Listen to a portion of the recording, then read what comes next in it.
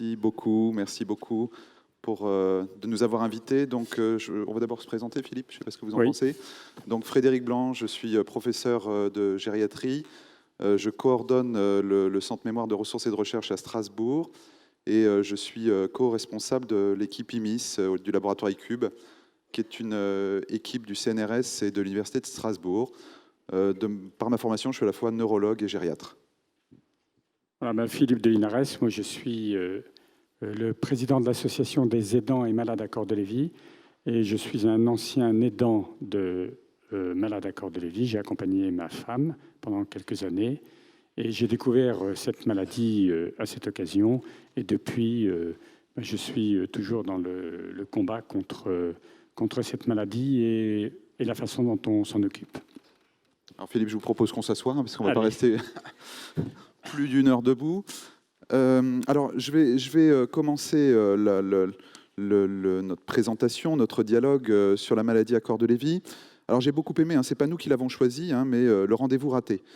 Ça m'a beaucoup plu parce qu'effectivement, au-delà des patients, je pense que au-delà de l'individualité, il y a effectivement eu un rendez-vous raté en France, globalement, sur la maladie à corps de Lévy. Et vous le disiez bien, Monsieur Hirsch, finalement, on n'a pas beaucoup parlé, même ici, de la maladie à corps de Lévy. C'est un peu le cas partout, globalement en France. La première réunion nationale sur la maladie à corps de Lévy a eu lieu en début d'année.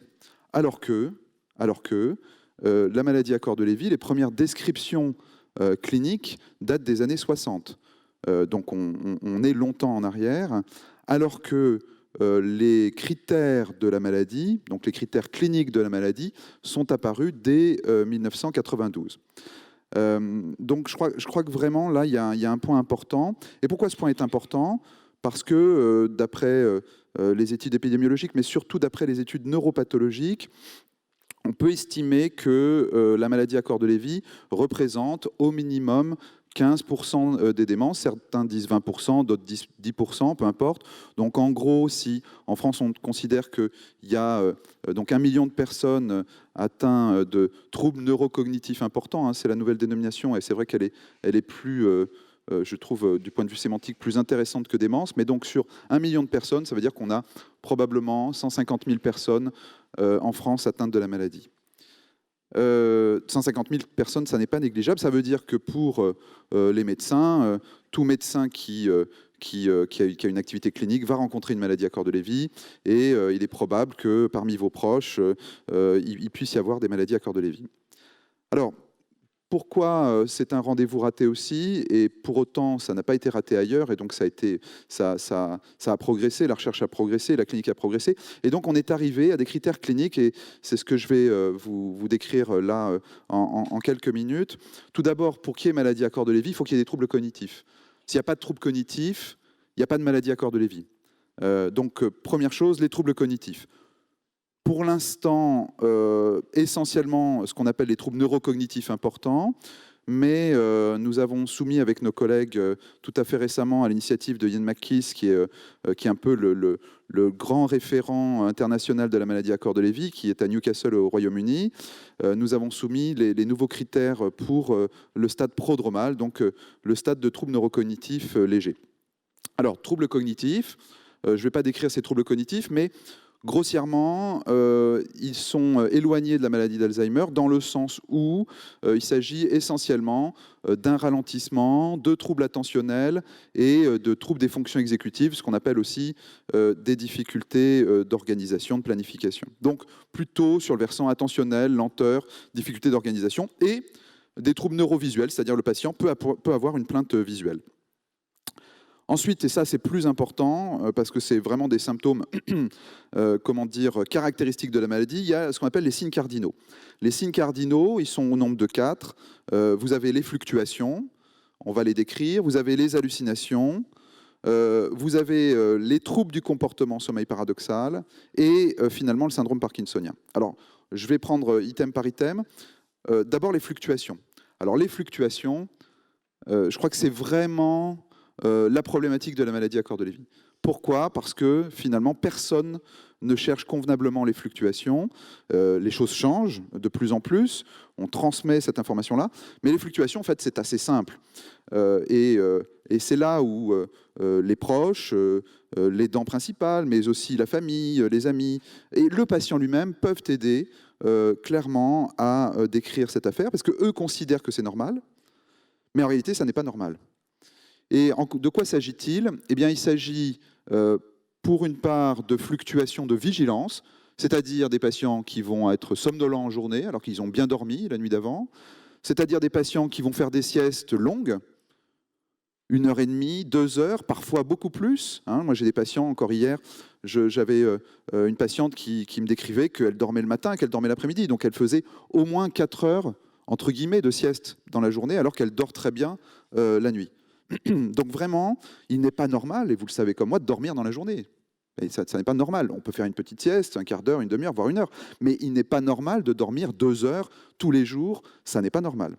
Donc les fluctuations de vigilance, ça c'est la vigilance. Puis vous avez des fluctuations cognitives. Et alors la fluctuation cognitive, on peut vraiment la représenter comme ça, comme une sorte de grande sinusoïde, c'est-à-dire des moments où le patient va bien. Et c'est assez surprenant parce qu'il est quasiment comme vous et moi, c'est-à-dire il est très présent, il échange, il peut même avoir des échanges extrêmement intellectuellement de haute volée. Et puis il y a d'autres moments où il est tout à fait inattentif, perdu, n'arrivant pas à suivre les conversations, parfois même confus. Mais ça ne va pas forcément jusqu'à la confusion. Donc vraiment, ces moments, et alors ces moments où le patient va moins bien, qu'on appelle les fluctuations cognitives, c'est des moments où ça peut durer quelques secondes, c'est des moments où ça peut durer quelques minutes, mais c'est des moments où ça peut durer toute la journée, 1 semaine, 3 semaines, parfois plusieurs mois. Donc une grande fluctuation pendant plusieurs mois. Souvent au décours d'un épisode infectieux, mais pas forcément, ça peut être spontanément. Et c'est tout à fait surprenant, à tel point que les soignants, les professionnels peuvent dire « mais non, mais là, qu'est-ce qu'il fait là? Il nous raconte des histoires. » Voilà. Donc là, une remise en cause de la réalité clinique qui est face à nous. Donc très important ces fluctuations, c'est probablement la principale cause pour laquelle on sous-diagnostique la maladie à corps de Lévy. Car le problème, c'est que les 2 tiers des patients ne sont pas diagnostiqués. J'y reviendrai. Alors, hallucination. Hallucination, tout type d'hallucinations sont possibles, mais le plus fréquent, ça va être les hallucinations visuelles. Et ces hallucinations visuelles vont souvent commencer d'abord par des hallucinations, ce qu'on appelle des hallucinations mineures, donc des sensations de passage, l'impression de voir passer quelque chose sur le côté, des sensations de présence, et puis après de véritables hallucinations, mais ça va être une ombre que le patient va pouvoir voir, ça va être éventuellement une personne, éventuellement une petite personne, ou alors un animal, éventuellement des illusions, par exemple le micro qui se transformerait en souris, ou des choses comme ça. Donc, et des choses qui au début sont critiquées, le patient est tout à fait conscient qu'il y a un problème, et puis après, secondairement, qui sont moins critiquées avec l'évolution de la maladie, c'est-à-dire que le patient croit en ces hallucinations et peuvent apparaître des troubles du comportement plus embêtants. Le problème là aussi, c'est qu'il faut créer une situation de confiance entre le soignant et le patient et l'aidant, pour que le patient se livre sur ses hallucinations, parce qu'il n'a pas du tout envie d'aller en psychiatrie parce qu'il a des hallucinations. Il est conscient que ça n'est pas normal, et il n'a pas du tout envie qu'on l'hospitalise en psychiatrie ou ailleurs, ou qu'on le prenne pour un fou finalement, alors qu'il n'est pas. Il a finalement une maladie neurologique. Alors ça, c'est pour les hallucinations. Donc, premier grand symptôme, les fluctuations. Deuxième grand symptôme, les hallucinations. Troisième grand symptôme sont les troubles du comportement sommeil paradoxal.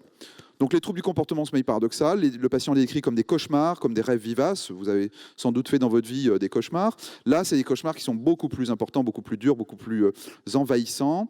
Parfois, il ne décrit rien du tout parce qu'il ne se rend compte de rien. C'est par contre le conjoint qui décrit que il s'est débattu la nuit, il a donné des coups, ou éventuellement il a bougé, mais de façon bizarre, comme si il vivait ses rêves. Donc normalement, nous sommes tous paralysés pendant les rêves, et le fait là de ne pas être paralysé pendant les rêves, ça peut être un trouble du comportement sommeil paradoxal. Alors à ne pas confondre avec le somnambulisme, qui est tout à fait autre chose, où le patient là va marcher, aura les yeux ouverts. Là, souvent le patient peut avoir les yeux fermés, avoir des mouvements à l'intérieur du lit. Alors ensuite, quatrième grand symptôme, c'est le syndrome parkinsonien. Alors, le symptôme parkinsonien, vous savez sans doute, dans la maladie de Parkinson, le patient avec maladie de Parkinson, il a un tremblement unilatéral, il est un peu voûté, quand la maladie a un peu évolué. On va dire que c'est assez évident dans la maladie de Parkinson. Tout un chacun peut voir de l'extérieur qu'il y a potentiellement une maladie de Parkinson. Dans la maladie à corps de Lévy, ce n'est pas du tout ça. On a simplement soit un ralentissement, le patient marche un peu plus lentement qu'il ne devrait, alors chez la personne âgée, ce n'est pas exceptionnel, soit une petite raideur apparaît aux deux membres supérieurs ou un des membres supérieurs, mais il y a rarement un tremblement. Il peut y en avoir un, je dirais dans à peu près 10-20% des cas, mais dans la majorité des cas, il n'y a pas de tremblement. Et dans les critères, il a été dit que soit on a la lenteur physique, soit on a la raideur physique, soit on a le tremblement, l'un des trois, et ça suffit à poser le diagnostic. Les fluctuations, c'est plus de 80% des patients qui ont ça. Les hallucinations, c'est 70 à 80% des patients qui l'ont. Les troubles du comportement sommeil paradoxal, c'est les 3/4 des patients, 76% des patients. Et puis le syndrome parkinsonien, c'est 84%. Alors c'est intéressant, c'est à chaque fois la majorité des patients, mais attention, lorsque la maladie a évolué au début de la maladie, il n'y a pas tous ces symptômes évidemment. Et surtout, vous voyez qu'à chaque fois, en gros, il y a 20% des patients qui n'ont pas le symptôme, y compris juste avant le décès. Donc certains patients n'auront jamais d'hallucination, certains patients n'auront jamais de syndrome parkinsonien, certains patients, j'insiste là-dessus, jamais de syndrome parkinsonien, certains patients n'auront jamais de troubles du comportement sommeil paradoxal. Pour les autres symptômes importants, et je vais terminer là-dessus pour laisser la parole à Philippe, les autres symptômes importants, c'est d'abord, vous le savez sans doute, mais c'est important de le répéter, la sensibilité aux antipsychotiques ou neuroleptiques. C'est la même chose, antipsychotiques, neuroleptiques, et parfois même à d'autres psychotropes. Donc les patients atteints de maladie à corps de Lévy sont très sensibles aux médicaments. Et ils sont très sensibles donc, aux neuroleptiques, on en reparlera.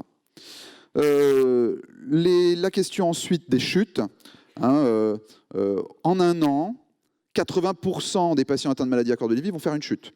Alors ça paraît anodin, oui, mais c'est parce qu'il est âgé. Non, c'est parce qu'il a une maladie à corps de Lévy qu'il fait une chute. Et donc là, très clairement, il faut s'occuper et s'interroger pourquoi la chute, alors que dans la maladie Alzheimer, on est à 20%. Donc 20% des patients Alzheimer vont faire une chute dans l'année, 80% des patients corps de Lévy vont faire une chute dans l'année. Autre symptôme important, ça va être les troubles de l'odorat, les troubles du goût, beaucoup plus fréquents, les troubles de l'odorat et du goût dans la maladie à corps de Lévy que dans la maladie Alzheimer, mais on les retrouve quand même dans la maladie Alzheimer. Donc une baisse de l'odorat qui peut arriver parfois 10 ans avant les symptômes, parfois plus, les premiers symptômes clairs. Ensuite, ce qu'on appelle les troubles neurovégétatifs. Un symptôme qui paraît banal, mais qui est un symptôme capital, c'est la constipation. Alors vous allez me dire, personne âgée, plus de 80 ans, c'est très fréquent, oui, mais ce n'est pas des petites constipations, c'est des constipations très invalidantes. Ça va te donner typiquement ce qu'on appelle des fécalomes, c'est-à-dire des selles qui ne sortent pas du tout, des patients qui vont être donc très gênés, qui vont nécessiter des traitements très invasifs, parfois la chirurgie, de façon rarissime, mais ça existe. Moi, récemment, un patient a été opéré parce qu'il avait ces troubles digestifs. Mais il y a aussi les troubles urinaires, donc les fuites urinaires, les urgenturies, il faut qu'ils se dépêchent pour uriner. Une hypotension, on est toujours dans le champ du neurovégétatif, des hypotensions, le patient se lève, il a des vertiges. Ça paraît banal, mais non, ça n'est pas banal. C'est souvent lié aux médicaments, quand c'est des personnes âgées en général, mais là, en l'occurrence, c'est lié directement à la maladie. Et ça se traite. Tous les symptômes, d'ailleurs, dont je vous ai parlé, se traitent. La rhinorrhée, eh bien, c'est le nez qui coule. Très fréquent aussi, 60% des patients atteints de corps de Lévy ont le nez qui coule. Dans la maladie Alzheimer, c'est moins de 10%. Ça paraît anodin, mais c'est un petit symptôme que nous avons décrit. Alors ensuite, il y a les troubles psy, entre guillemets, troubles psychiatriques, troubles psychocomportementaux. Et là aussi, très très fréquent. Dépression. Très fréquente, la dépression. 60% des patients vont faire une dépression beaucoup plus sévère que dans la maladie d'Alzheimer, beaucoup plus sévère que dans la maladie de Parkinson, qui va durer plus longtemps, qui va plus ou moins répondre au traitement. Et donc là, il faudra un psychiatre qui nous aide souvent. Une anxiété massive. Et puis, d'autres choses un peu plus exotiques, je dirais, mais néanmoins intéressantes. Le syndrome de Capgras, qu'on appelle des phénomènes de reduplication, un délire des sosies. Le patient est convaincu que son épouse n'est pas son épouse, mais que c'est une copie ou un sosie. Alors là, très embêtant, très difficile à prendre en charge, hein, et très fréquent aussi. D'autres hallucinations sont possibles, et est possible aussi le délire de persécution, qui va souvent être, comment dire, majoré par les hallucinations. Voilà, j'en ai terminé sur le diagnostic. Pour vous dire quand même que donc, pour faire un diagnostic de façon très simple, il faut qu'il y ait des troubles cognitifs. Bon, ça c'est facile à repérer. Ensuite, il faut qu'il y ait 2 symptômes sur les 4 que je vous ai décrits. C'est-à-dire s'il y a parmi les 4, fluctuation, hallucination, trouble du comportement sommeil paradoxal, syndrome parkinsonien, 2 symptômes, le patient a une maladie à corps de Lévy. Très simple. Donc un patient qui a des fluctuations et un trouble du comportement sommeil paradoxal a une maladie à corps de Lévy. Un patient qui a un syndrome parkinsonien, mais qui est arrivé pas tout de suite, mais un peu secondairement, avec des fluctuations, a une maladie à corps de Lévy. Un patient qui a des hallucinations et des fluctuations a une maladie à corps de Lévy. Très simple, le diagnostic se fait en prenant le temps, en écoutant les patients, en écoutant les dents et en les guidant, en recherchant les symptômes. Et pour moi, il faut systématiquement rechercher ces symptômes chez tout patient avec plainte ou trouble cognitif. Et c'est comme ça qu'on fait le diagnostic. Et c'est comme ça qu'on évitera demain que les 2 tiers des patients ne soient pas diagnostiqués. Merci Frédéric. Je voudrais remercier Emmanuel Hirsch et l'équipe de l'espace éthique pour nous permettre d'évoquer la maladie à corps de Lévy et les difficultés de partage d'expérience et de partage d'expertise et d'expérience. Et comment, pour essayer d'illustrer tout ça, je crois que le plus simple, c'est que je parle de mon expérience personnelle, du parcours de ma femme et comment nous nous sommes confrontés, son expérience, puis mon expérience, avec l'expertise des soignants, les difficultés que nous avons rencontrées et comment on a essayé d'avancer dans la maladie. En fait, ma femme a commencé ses troubles par des troubles cognitifs légers qui ont fait penser à une dépression. Et puis, elle a été assez rapidement soignée pour une dépression qui était réelle, dépression de plus en plus importante. Et plus on lui donnait des traitements contre la dépression, anxiolytiques, antidépresseurs, et plus ces troubles augmentaient et plus ces troubles cognitifs augmentaient. À tel point que nous avons été tous les deux inquiets. Et la première remarque que je ferai, c'est que ma femme me disait « Je ne comprends pas, ces médicaments, ils sont mauvais pour moi. Je sens que ça me fait du mal. Mes troubles augmentent et visiblement, j'ai une dépression, mais ces médicaments ne sont pas adaptés. » Et ça, son expérience, en fait, c'était vraiment, elle ressentait ces difficultés, elle sentait que ces médicaments, comme le disait Frédéric, ces antidépresseurs ne lui faisaient pas de bien. Elle y était très sensible. Elle me faisait partager cette expérience. Et moi, je lui répondais, mais écoute, le médecin qui est psychiatre te connaît, il a ordonné ces médicaments, il les a prescrits, c'est donc tu dois les prendre. Et donc, elle les prenait comme un bon soldat qui obéit, et les troubles augmentaient. Et moi, je ne savais pas dire au médecin, écoutez, son expérience montre que ce traitement est inadapté. Et la psychiatre continuait à lui donner des antidépresseurs en essayant d'augmenter les doses, de les changer, et la situation empirait. C'est son cardiologue, qui est un expert, mais un expert en cardiologie, qui n'est pas un expert en neurologie, qui en l'observant, grâce à son expérience, en l'observant, dit « Qu'est-ce que vous avez, Madame de Linares ?» Et elle dit « J'ai une dépression. » Et vous avez une dépression à votre âge, il y a une cause? Non, on cherche dans mon enfance, on cherche si mon mari me traite bien, on cherche des causes diverses. Et il dit, c'est quand même curieux, une dépression sans cause à votre âge. il la regarde marcher et il lui dit « Vous devriez consulter un neurologue ». Quelques jours après, nous consultions un neurologue qui a immédiatement, ou presque immédiatement, diagnostiqué une maladie de Parkinson. Et nous sommes restés très longtemps avec ce diagnostic maladie de Parkinson plus dépression. Et j'échangeais avec ce neurologue de façon assez libre, par mail, et je lui disais, je ne comprends pas, elle a des troubles quand même curieux. Elle me dit qu'elle a l'impression qu'il y a quelqu'un dans la maison, elle a l'impression de sentiment de présence que signalait Frédéric. Et la neurologue me répondait non, non, mais ça c'est normal, ça fait partie des symptômes qui arrivent souvent avec les traitements contre la maladie de Parkinson, sont des effets secondaires des médicaments. Alors, je commençais à inspecter la notice des médicaments. Effectivement, de toute façon, les effets secondaires des médicaments, il y a en général une liste de tout ce qu'on peut imaginer. Donc, forcément, il y avait ce type de symptômes. Et puis, quand même, il y avait d'autres symptômes curieux. Et à chaque fois, la réponse était c'est les troubles cognitifs bizarres, c'est la dépression. Il faut absolument soigner cette dépression. Et puis, les effets secondaires des médicaments. Donc, on a essayé de changer les médicaments. Et comme il y avait des fluctuations très importantes que je signalais, on mettait les fluctuations sur le compte des changements de médicaments. Donc, on changeait les médicaments, il y avait des fluctuations. Il y avait une certaine cohérence qui faisait que pendant des mois, voire des années, on a traîné ce diagnostic Parkinson plus dépression.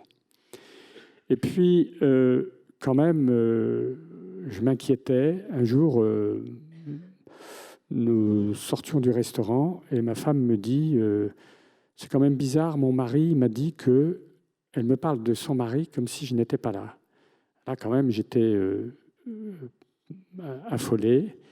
Je renvoie un message à la neurologue qui me dit non, on va essayer d'augmenter un peu, de diminuer tel médicament. Et quand même, il y avait des symptômes qui me semblaient très loin de ce qu'on trouve dans la dépression et ce qu'on trouve. Ça, c'était, je dirais, mon expérience, entre guillemets. Et là, je suis allé sur Internet. Alors, on dit qu'il ne faut pas aller sur les forums, il ne faut pas aller sur Internet. Il faut quelquefois aller sur Internet.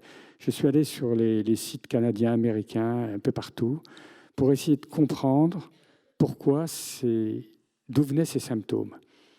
Et là, j'ai découvert ce qu'étaient des Parkinson+, qu'il y avait des maladies apparentées à Parkinson qui n'étaient pas Parkinson.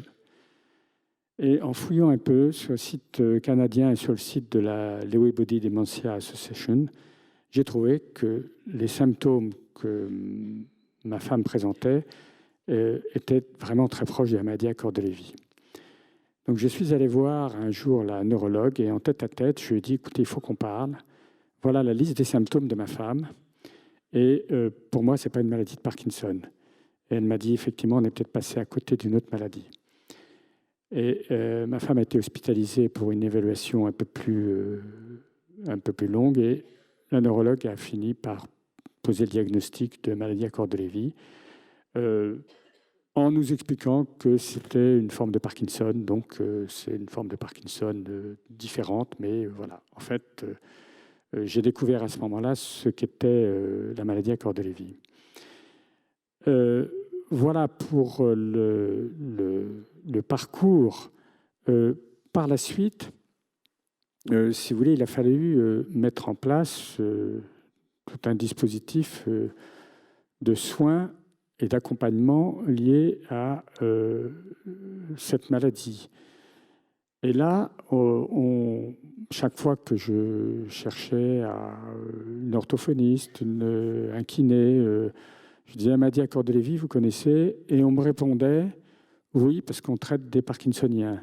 Ou oui, parce qu'on traite des Alzheimer. Comme c'est une maladie apparentée à Alzheimer et Parkinson, on disait, c'est donc une forme de Parkinson, une forme d'Alzheimer. Et là, je voudrais faire un petit aparté sur ce terme de maladie apparentée qui me semble à proscrire, absolument. Quand il y a des maladies qui ont des noms, il faut utiliser ces noms. D'ailleurs, le colloque, on parle ici de maladies neuroévolutives. On ne parle pas, on ne dit pas Alzheimer et apparenté. Heureusement.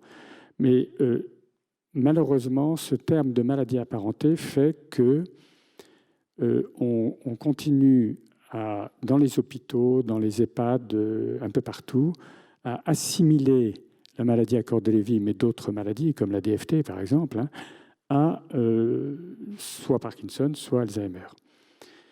Et à l'époque, moi j'étais adhérent, je le suis toujours d'ailleurs, adhérent de France Parkinson.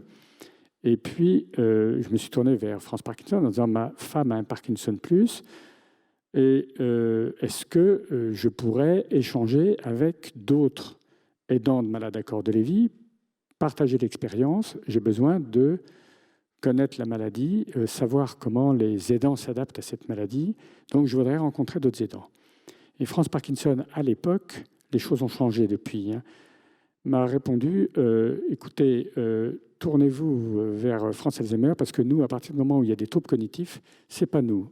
Comme la maladie à corps de Lévy, elle est apparentée à Alzheimer, allez voir France Alzheimer. » Chez France Alzheimer, j'ai appelé, même question, je voudrais rencontrer des aidants de malades à corps de Lévy. Est-ce qu'il y a des groupes de parole sur la maladie à corps de Lévy? Et on m'a répondu, écoutez, nous, c'est une maladie apparentée à Alzheimer, donc on considère que c'est une forme d'Alzheimer, donc on a des cafés des aidants Alzheimer, mais vous pouvez venir, vous êtes le bienvenu. On a des formations d'aidants Alzheimer, vous êtes le bienvenu. À l'époque, je me suis dit, non, ce que je cherche, c'est vraiment rencontrer des aidants de malades à corps de Lévy. Donc je me suis dit, je vais faire une association spécifique. Et puis, je suis allé voir le président de France Alzheimer qui m'a dit « Vous avez raison, on a complètement laissé tomber cette maladie apparentée. Donc, si vous voulez, créer quelque chose au sein de France Alzheimer pour prendre en compte la maladie à corps de Lévy. » À l'époque, on a donc fait un réseau d'aidants de malades à corps de Lévy. Et puis, finalement, à l'occasion du dernier colloque, on s'est dit « C'est quand même... On continue à entretenir cette confusion dans toutes ces maladies quand on parle de maladies apparentées. Il faut donc faire une association spécifique qui reste très liée à France Alzheimer et France Parkinson, mais on a fait une association spécifique de façon à ce que les aidants de malades à corps de Lévy puissent se retrouver dans les rencontres qu'ils peuvent faire autour de cette maladie.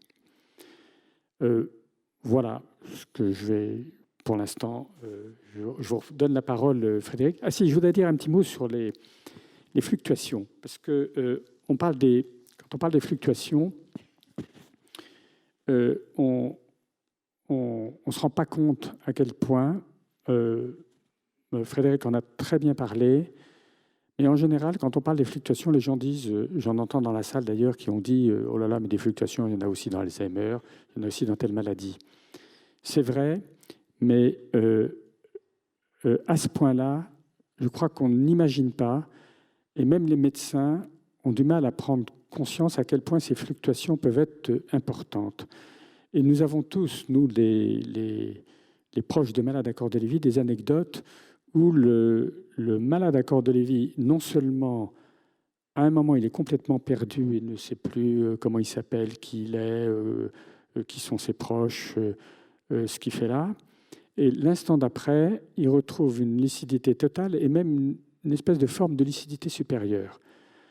Un jour, ma femme me dit, je ne sais plus comment je m'appelle. Elle était complètement perdue. Et je commence à parler avec elle pour l'apaiser. Et je lui dis, écoute, ça va aller. Je lui rappelle qui elle est, combien elle a eu d'enfants, comment il s'appelle. Et elle me dit, non, je ne me souviens plus, je suis perdue. Elle s'assoit, puis elle semble se calmer. Elle se calme et je lui dis, écoute, on va bientôt déjeuner, je m'occupe du déjeuner, reste tranquille 5 minutes, j'en profite, je vais aller acheter le pain, on a une boulangerie juste en face de chez nous, et je lui dis, on va aller acheter le pain, et je reviens dans 5 minutes. Elle me regarde, elle me dit, tu vas acheter le pain? Je dis, oui, mais j'en ai pour 5 minutes, vraiment, et tu vas à la boulangerie en face? Oui, vraiment, je reviens, mais je reviens tout de suite. Elle me dit, mais c'est pas la peine que tu y ailles, on est vendredi, et le vendredi, la boulangerie est fermée. Et moi, j'avais oublié qu'on était le vendredi, j'avais oublié que et même si je l'avais su, j'aurais oublié que la boulangerie était fermée le vendredi. Et elle avait cette espèce de forme de lucidité qui lui faisait dire brusquement qu'elle voyait tout, elle comprenait tout, elle savait que ce n'était même pas la peine que j'aille à la boulangerie en face. Et des exemples comme ça, on en a très fréquemment. Et sur les fluctuations, il y a un phénomène aussi très particulier, c'est que devant des tiers, les malades, même s'ils sont dans une mauvaise phase de fluctuation, donnent l'impression d'aller très bien. À tel point que les médecins, et en général, en particulier devant une autorité médicale, et les médecins s'y laissent prendre, puisqu'ils ont une consultation qui dure un quart d'heure. Moi, un mois avant sa mort, le médecin généraliste, qui connaissait pourtant assez bien la maladie à corps de Lévy, qui était venu à domicile la voir, en partant, m'a dit, vous savez, je suis vraiment content, elle va bien, votre femme, là, j'ai l'impression qu'elle est repartie pour elle, vraiment très bien. Et j'ai dit, vous ne l'avez pas vue il y a un quart d'heure avant votre arrivée, et vous ne la verrez pas dès que vous serez parti. Et ça, c'est très significatif aussi des fluctuations de la maladie à corps de Lévy. Enfin, voilà, je crois que j'ai à peu près tout dit. Un dernier petit mot sur la façon d'accompagner les malades à corps de Lévy. Et là, c'est l'expérience qui parle, l'expérience des aidants. Il y en a quelques-uns dans la salle, je sais. C'est que les malades, tout le monde le sait, les médecins le savent, développent une espèce de très grande sensibilité, une hypersensibilité. Et cette hypersensibilité, elle est médicalement reconnue. On dit, du coup, ils sont très anxieux. Donc, il y a des termes médicaux pour dire. Il y a un terme dont on ne parle pas trop, c'est la sensibilité à l'empathie, à l'inverse. Et là, c'est quelque chose qui est très spectaculaire. C'est qu'un malade à corps de Lévy, quand il a des troubles du comportement, quand il est perdu, quand rien ne va, simplement une attitude empathique, ça le transforme complètement et quasi instantanément. Dans notre association, on recommande, quand il y a des troubles de comportement, par exemple un syndrome de Capgras qui se passe mal, où le malade rejette son proche et considère que c'est un sosie malveillant, on dit aux proches, écoutez, sortez de la pièce, calmez-vous 2 minutes et revenez en ayant fait le plein d'empathie et déversez tout ce que vous pouvez comme empathie. Et ça marche. Et ça marche très bien. C'est même très spectaculaire. Alors là aussi, j'entends dans la salle des gens qui disent « ouais, mais l'empathie, toutes les maladies, ça fait du bien. » Et c'est vrai.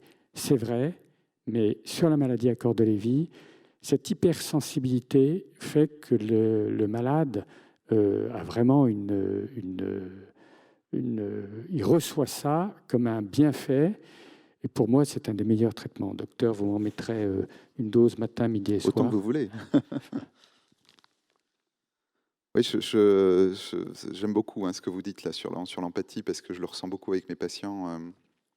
C'est vrai qu'ils sont sensibles à tout un tas de choses. Ils sont sensibles à la lumière, pour certains. Ils sont sensibles au bruit, pour d'autres. Et pour d'autres, et c'est un peu plus difficile, ils sont sensibles à la douleur. Et c'est vrai que quand on leur donne cette empathie, quand on leur offre cette empathie, on sent que ça leur fait du bien. C'est d'où la nécessité, je pense, pour le médecin de savoir aussi prendre le temps pendant la consultation ou pendant l'hospitalisation de jour ou pendant le moment où on voit le patient. Vraiment, le parcours que vous avez eu et que beaucoup de patients ont est assez prototypique. Et c'est vrai que c'est dommage, il faut que ça change. Je sens que c'est en train de changer en France. Mais il n'y a pas qu'en France. Il n'y a pas qu'en France, puisque aux États-Unis, l'équivalent de A2MCL, que vous avez appelé tout à l'heure la LBDA, donc Lewy Body Dementia Association, ils se sont associés avec James Galvin, qui était un collègue de New York, qui est maintenant ailleurs aux États-Unis, et ils ont fait une étude avec les aidants. donc près de 1000 aidants qui ont répondu à un questionnaire sur le parcours des patients, le parcours des aidants à travers la maladie. Tout à fait surprenant. D'abord, ça n'est que dans 22% des cas que le diagnostic est fait directement. C'est-à-dire le premier diagnostic, c'est 22% des cas. Là, alors attention, hein, là on est dans le cadre où le diagnostic de maladie à corps de Lévy a été fait. Hein. Voilà, donc on est sur 962 personnes, le diagnostic de maladie à corps de Lévy a été fait, et donc le premier, que ce soit le premier diagnostic fait, ça n'est que dans 22% des cas, donc moins d'un quart des cas. Alors quels autres diagnostics sont faits? La maladie d'Alzheimer, dans un gros tiers des cas, enfin plus d'un tiers, la maladie de Parkinson ou une maladie proche, avec un trouble du mouvement, là aussi dans un gros tiers des cas. Et puis, un trouble psychiatrique dans un quart des cas.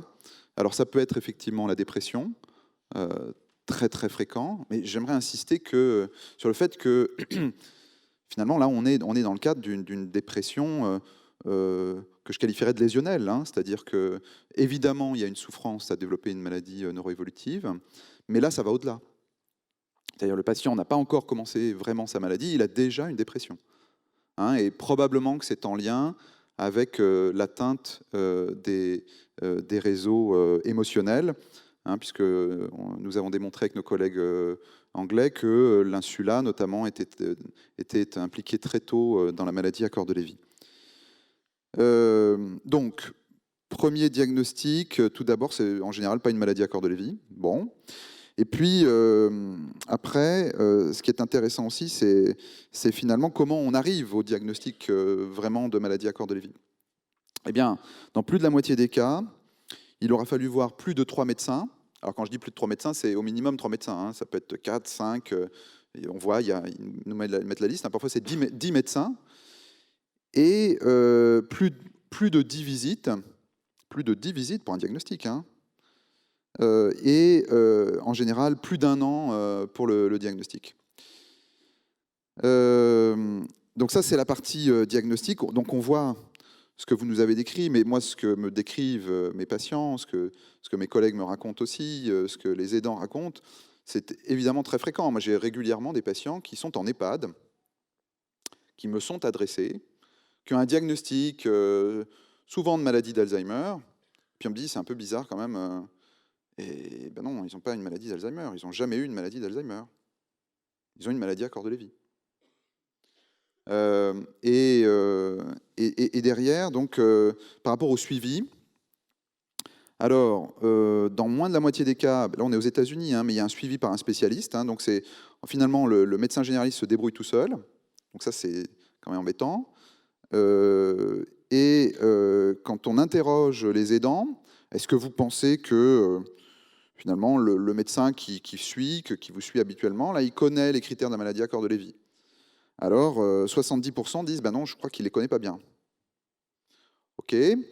Et ensuite, est-ce qu'il connaît bien les traitements qu'il faut mettre pour lutter contre les symptômes de la maladie à corps de Lévy, puisque évidemment, nous n'avons pas de traitement qui stoppe la maladie, mais nous avons des traitements qui agissent sur les symptômes. Eh bien, là, 77% des aidants considèrent que le médecin qui est en face d'eux n'est pas en capacité de donner le traitement adapté. Et je pense que cette parole-là, il faut l'entendre. Hein. Je crois vraiment qu'il faut l'entendre. Alors c'était il y a maintenant 9 ans, hein, cette étude, mais on va dire 10 ans, le temps qui récupère les données. Je pense que les choses se sont améliorées, mais il y a beaucoup d'endroits en France où c'est encore le cas. Et c'est plus que problématique. C'est plus que problématique. On va en reparler tout à l'heure. Je crois vraiment que vous parliez de l'expérience. Il faut que l'expérience que nous livrent nos patients, les proches, les aidants, et puis les connaissances qu'on a sur la maladie à corps de Lévy, finalement se diffusent. Hein, ça me paraît plus qu'évident, parce que derrière, on le verra tout à l'heure, on peut arriver à des catastrophes. Oui, sur cette affaire de diagnostic, on a, nous, des appels tous les jours de familles qui nous disent on ne comprend pas très bien, notre mère, elle a tous les critères de diagnostic de la maladie à corps de Lévy. Les critères de diagnostic, ils sont publics, on les trouve dans les articles, même sur notre site internet. Il y a la traduction des critères de diagnostic. Donc tout le monde peut, sans faire de diagnostic, savoir quels sont les symptômes qui amènent à faire ce diagnostic. Et les familles qui téléphonent en disant on ne comprend pas, elle a les 4 critères cardinaux, notre mère, et le médecin, qui est neurologue, nous dit votre mère, non, elle a une maladie de Parkinson et une maladie d'Alzheimer, les deux à la fois. Ou d'autres. Enfin, ces descriptions, ces non-diagnostics sont très, très fréquents. Je dirais que je pense qu'on est dans les mêmes proportions que les Américains. On est même peut-être probablement un petit peu en retard.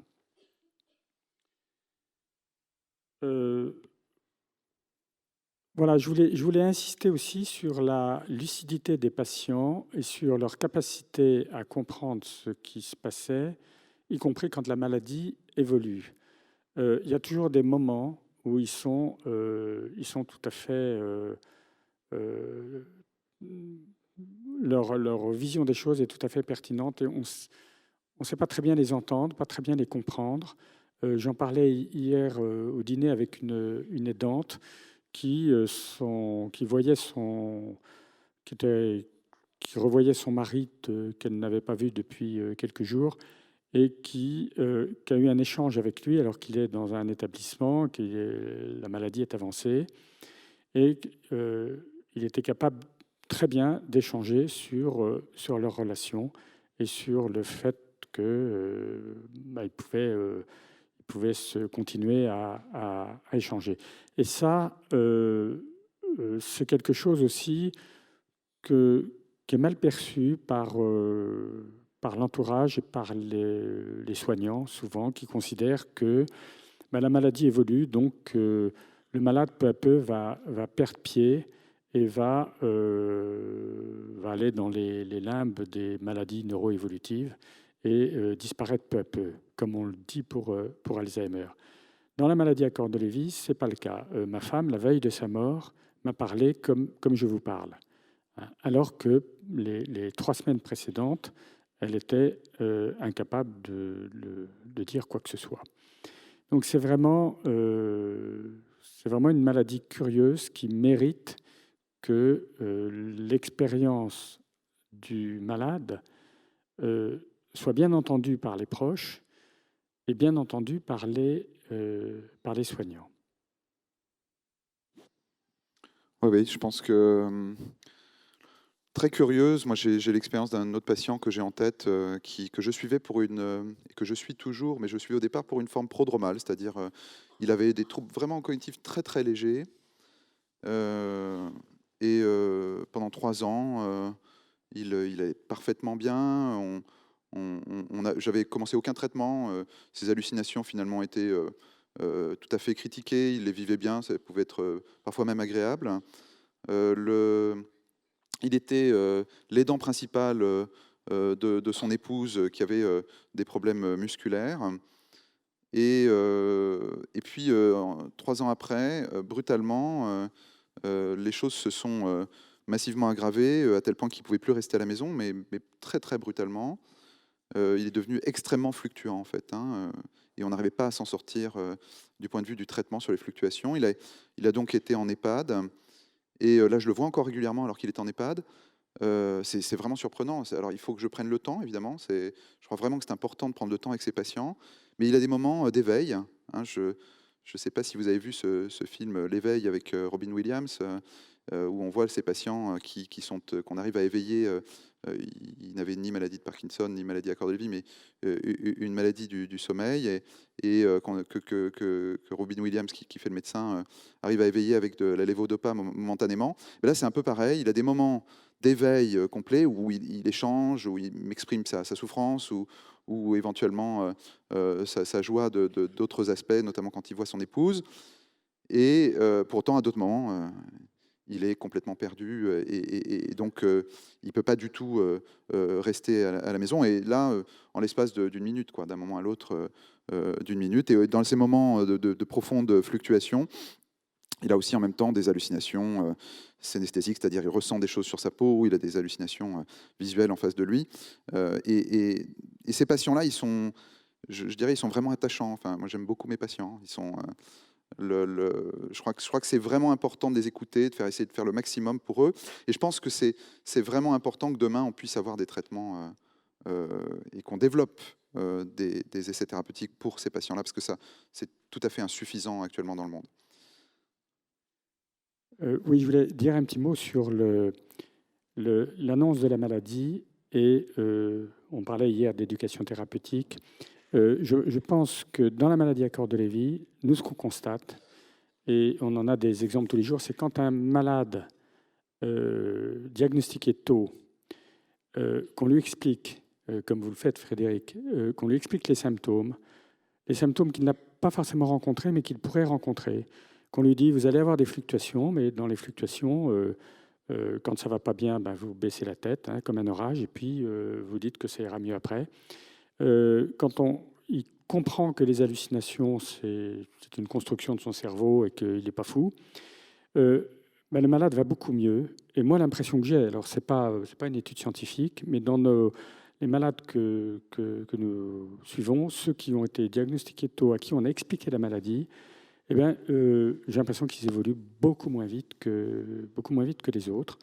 Et surtout, ils vivent beaucoup mieux la maladie. Alors, il y a un exemple que tout le monde connaît, c'est Catherine Laborde. Catherine Laborde, qui connaît très bien la maladie, qui connaît très bien ses symptômes, qui en parle régulièrement.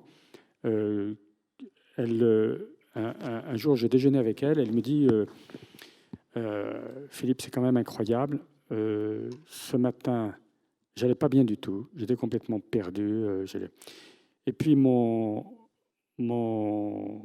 agente est arrivée, elle est très gentille avec moi, elle a montré beaucoup de gentillesse, ça allait déjà beaucoup mieux. Puis mon amoureux est arrivé, et maintenant j'ai l'impression d'être guéri. Et elle parlait de ces fluctuations, en fait, en disant, avec un peu d'empathie, beaucoup d'empathie, voilà, je vais beaucoup mieux et maintenant je me sens très bien.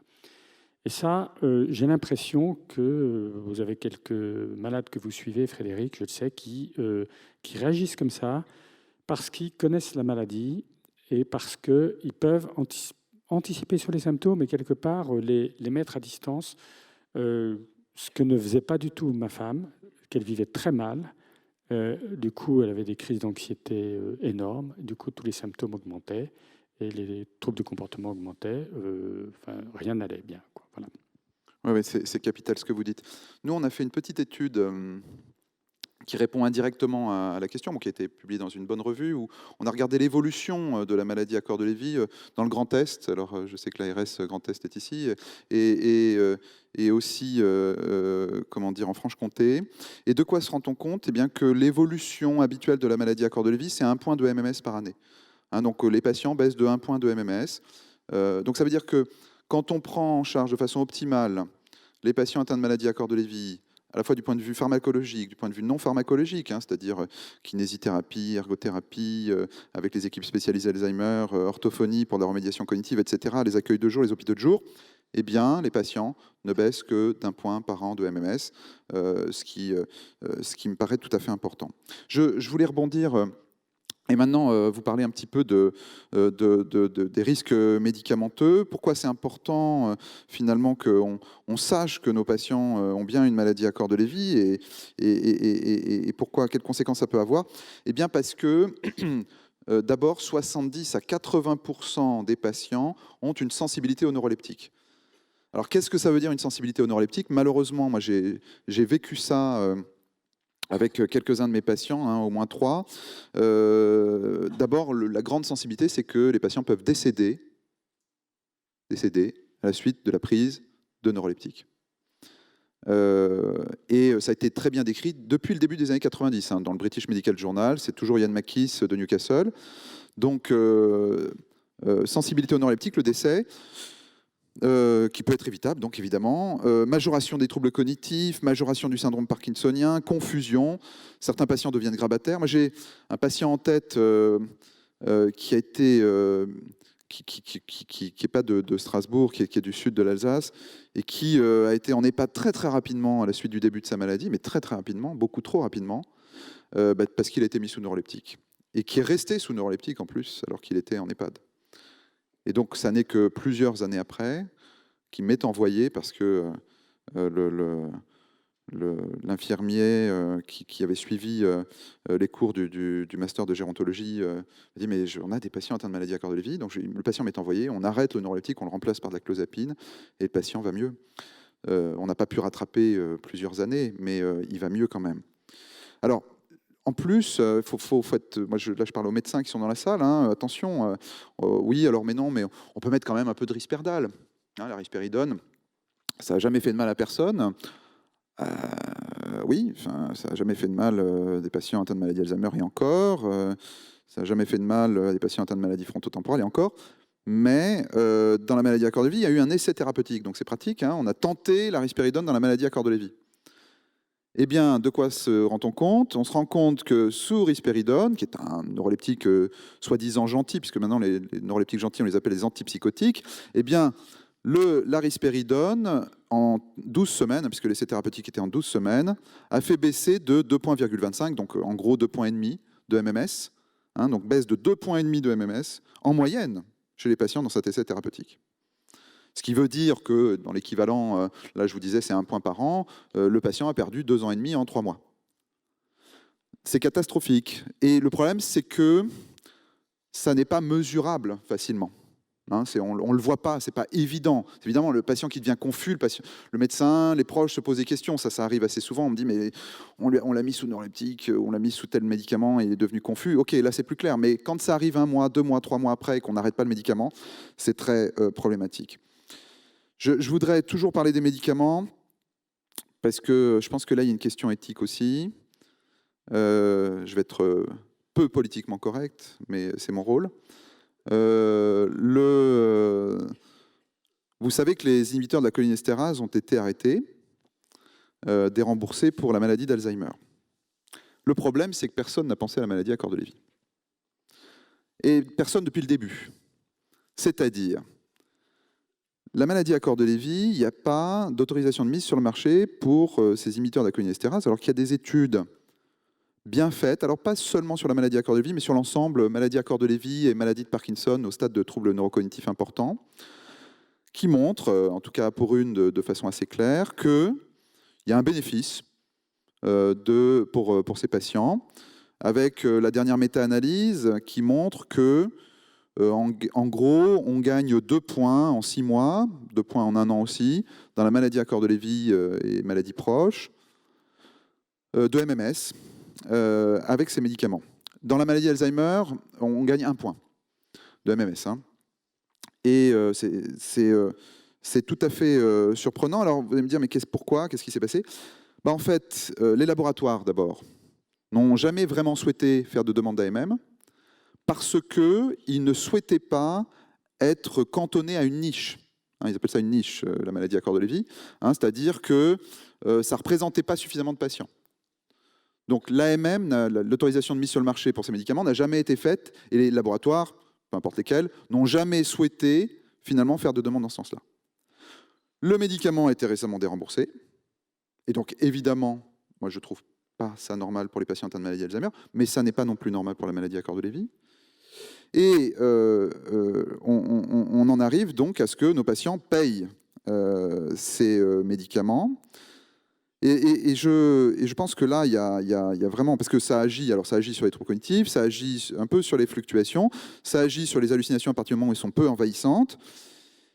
J'ai même des patients, parce qu'il y a un effet dose dépendante, j'ai même des patients qui me demandent d'avoir plus de doses, parce qu'ils sentent que... Bon, alors, je vérifie bien, je prends toutes mes précautions parce que, pour voir si on peut effectivement mettre des doses un peu plus importantes. Et donc, il y a vraiment une triple peine. Il y a d'abord la maladie qui est mal reconnue, il y a le traitement par inhibiteur de la cholinéstérase qui a été déremboursé alors qu'il est, semble-t-il, plus efficace dans la maladie d'Alzheimer. Et en plus, il y a un autre médicament qu'on utilise beaucoup qui est la mélatonine pour les troubles du comportement sommeil paradoxal qui n'est pas remboursé non plus. et pour lesquels il y a eu aussi des études, alors peut-être pas très bien faites, mais très clairement avec une efficacité intéressante. Donc, si on rebondit sur ces questions des traitements, les laboratoires sont peu enclins à faire de la recherche sur la maladie à corps de vie. Ça commence à bouger. On va dire que c'est à peine depuis 3 ans qu'on commence à avoir des essais thérapeutiques dans la maladie. Mais on a un essai thérapeutique dans la maladie à corps de vie pour 100 essais thérapeutiques dans la maladie d'Alzheimer. Ou 100 essais pour la maladie de Parkinson. Hein, on est de cet ordre-là. Hein, c'est assez impressionnant. Alors, moi, j'ai un espoir quand même, c'est la pimavanserin, qui était un médicament qui a montré une efficacité chez les patients avec troubles neurocognitifs importants, dans lequel il y avait des patients atteints de maladie à corps de Lévy pour les troubles du comportement. J'espère qu'on sera aussi prompt à rembourser la pimavanserin, qu'on a été prompt à dérembourser les imiteurs de la cholinestérase. J'espère qu'on sera un jour entendu. Donc, j'avais discuté avec les responsables du plan maladie neurodégénérative. On m'a dit, mais reproposer un essai thérapeutique pour la maladie à corps de vie avec ces médicaments-là. Je l'ai fait. Le PHRC l'a refusé en me disant, mais on connaît, ça a déjà été fait. Voilà. Donc, vous voyez, enfin, on tourne en rond. Je crois qu'il n'y a pas de volonté politique. Et moi, je pense que ça pose la question de l'éthique par rapport à ça. Est-ce que l'éthique par rapport à des remboursements, l'éthique par rapport au traitement, est-ce que nos patients sont obligés de payer tous leurs médicaments? C'est une vraie problématique. Et pour l'instant, je n'ai pas de réponse. Oui, moi je dirais que sur l'affaire des déremboursements, il y a une bronca dans l'association, évidemment. Les malades et les aidants ne comprenaient pas pourquoi on les avait complètement oubliés, d'une certaine façon. Mais ça, c'est conforme au fait que la maladie à corps de Lévy n'existe pas pour la sécurité sociale. La maladie à corps de Lévy, c'est l'ALD15, hein, c'est une affection longue durée Alzheimer, et point final. Hein. Soit on a Parkinson, soit on a Alzheimer, mais on n'a pas corps de Lévy. On n'a pas le droit, administrativement, d'avoir autre chose que ces maladies-là. Oui, et on n'a pas le droit non plus, c'est-à-dire on n'a pas de cotation de la CIM10, de la classification internationale des maladies. Hein. Alors ça va venir dans la CIM 11, la 11e édition, mais donc l'OMS, dans la précédente édition, ne mettait pas la maladie à corps de Lévy. Donc quand moi je dois coter maladie à corps de Lévy, bon, il y a un code pour chaque maladie. Alors, je mets du G318, c'est le truc un peu vague qui ne nous permet pas de dire que c'est une maladie à corps de Lévy, c'est une maladie. Voilà. Donc la symbolique, je crois vraiment que c'est important, oui. La symbolique de l'existence de la maladie, même pour les malades, n'est pas là. À tel point que c'est une niche pour les laboratoires, ça n'est pas un problème pour le ministère, et finalement, ça n'existe pas pour l'OMS. Alors ça va exister demain pour l'OMS, ça existe déjà pour le DSM-5, donc c'est la classification nord-américaine des maladies psychiatriques et neurologiques. Donc là, ça commence à bouger, mais cette symbolique-là, elle est extrêmement importante, parce que sinon... Oui, toutes ces questions de vocabulaire, on parlait des maladies apparentées. Nommons les maladies par leur nom. Évitons de mettre les malades dans des cases où ils n'ont pas à être. Sinon, quelque part, pour eux, c'est d'une violence dont on en entend tous les jours parler. Pourquoi le médecin considère que je suis un malade d'Alzheimer ? Ou pourquoi dans l'EHPAD on me met à tel endroit alors que j'ai rien à faire à cet endroit-là. Pourquoi dans les plateformes de répit on me fait jouer à la balle avec des gens qui n'ont pas du tout la même maladie que moi. Et ça, il faut vraiment faire en sorte que les malades, même si on les met dans des plateformes de répit communes, déjà, si on les nomme avec la maladie qu'ils ont et en admettant que cette maladie est différente des autres, c'est déjà les accepter tels qu'ils sont, non pas les mettre dans des cases où ils n'ont rien à faire. Je crois qu'on a beaucoup parlé de l'expertise des soignants, docteurs, pour quelquefois dire qu'on en manquait à beaucoup d'endroits. On a un peu parlé, on a aussi parlé de l'expérience des malades et de leurs proches. Pour moi, c'est vraiment fondamental que le dialogue qu'il doit y avoir entre ces experts et Et ces gens qui acquièrent l'expérience se poursuivent et continuent avec encore plus de vigueur que ce que ça a pu être. Il faut vraiment que tout le monde ait l'humilité d'admettre que quand on ne connaît pas bien la maladie, quand on ne connaît pas bien les symptômes, quand on ne connaît pas, eh bien, il faut écouter les autres. Pour les malades et les aidants, c'est écouter les experts, mais il faut que les experts écoutent les malades et les proches. Oui, vous avez parfaitement raison. Écoutez donc les malades, écoutez les aidants, leurs paroles, leur expérience. Je pense aussi que, et je remercie encore une fois l'équipe de Emmanuel Hersch de nous avoir invités finalement porter la parole de cette problématique de ces malades qui, au bout du compte, à mon avis, doivent former aussi un groupe de pression. Hein. Je crois que c'est comme ça que ça se passe. Hein. C'est-à-dire qu'il y a un moment donné, on ne peut plus laisser cette situation en friche en se disant oui, bon, c'est pas très grave, on s'en sort, puis ça commence à bouger. Non, je crois qu'il faut que, je répète, c'est 150 000 à 200 000 personnes en France. Ça veut dire les familles associées. Hein. C'est donc au bas mot un demi-million de personnes qui sont touchées par cette maladie. Et je crois qu'il y a vraiment nécessité que les malades, les aidants, les différentes associations soient écoutées sur cette maladie. Donc ça veut dire libérer la parole. Et puis là, je vais un peu plaider pour notre paroisse, hein, c'est-à-dire, je pense très clairement qu'il faut qu'il y ait un centre de référence sur la maladie à corps de Lévy, parce que ça n'existe pas. Il y a des centres de référence pour des maladies où il y a très peu de patients, parfois moins de 500 patients en France, mais il n'y a pas de centre de référence sur la maladie à corps de Lévy. Et derrière, vous voyez que ça a des conséquences. Ça a des conséquences parce que il faut pouvoir savoir adapter le traitement. Et il y a des régions en France que je ne citerai pas où il y a très très peu de présence de spécialistes qui connaissent bien la maladie à corps de Lévy. Malheureusement, on le sait grâce à la Banque nationale Alzheimer, où finalement le diagnostic n'est pas fait. Alors, je peux pas croire que le diagnostic soit fait en Lorraine, en Alsace, et puis il soit pas fait à d'autres endroits. C'est pas possible. C'est pas possible. Et derrière, donc, qu'on puisse demain, finalement, s'associer, finalement, ceux qui portent l'expérience et ceux qui portent l'expertise, au bénéfice de tout le monde. Au bénéfice de tout le monde.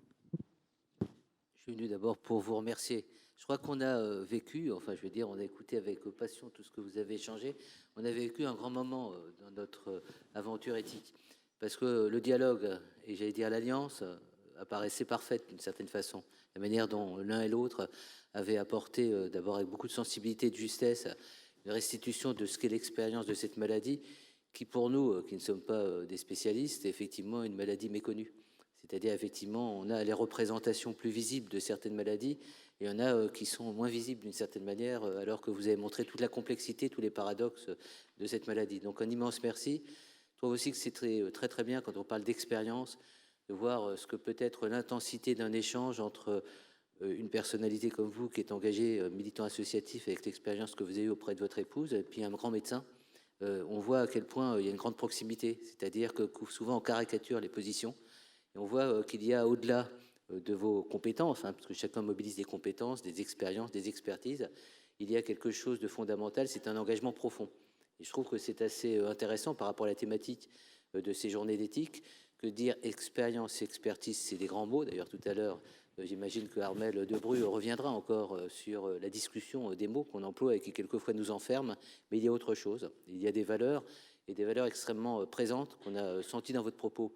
Puis je dirais aussi, donc un immense merci, vraiment je trouve que c'était très impressionnant, plus c'était vraiment un dialogue, c'est-à-dire on voyait à quel point il y avait quelque chose de profond qui vous unissait, qui vous rassemblait, et une même exigence. Puis vous avez évoqué effectivement le coût des molécules, des remboursements, on pourrait dire la même chose pour la sclérose en plaques, avec des molécules, notamment le cannabis, que finalement avec des réticences, des prudences de jeunes filles, le gouvernement, alors que dans d'autres pays, c'est accessible. Et on voit à quel point la qualité d'existence, le bien-être de la personne et même les droits de la personne sont au rendez-vous de cette rencontre avec une approche qui aujourd'hui n'est pas réellement possible en France et qui fait qu'il y a aussi l'injustice des gens qui sont obligés d'aller chercher à l'étranger ce à quoi ils pourraient aspirer et un droit fondamental. Et je pense que c'est des vrais combats éthiques aussi que vous avez évoqués.